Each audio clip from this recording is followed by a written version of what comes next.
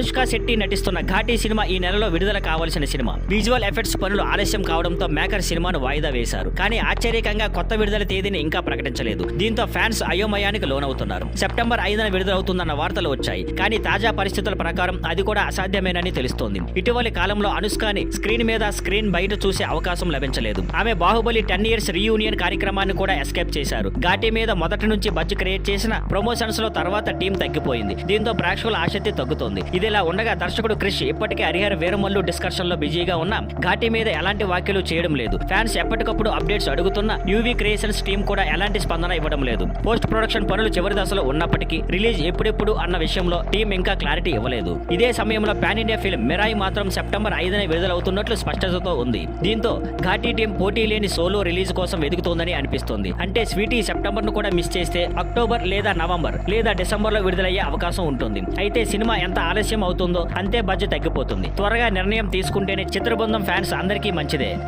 Thank you for watching. Please like, share and subscribe.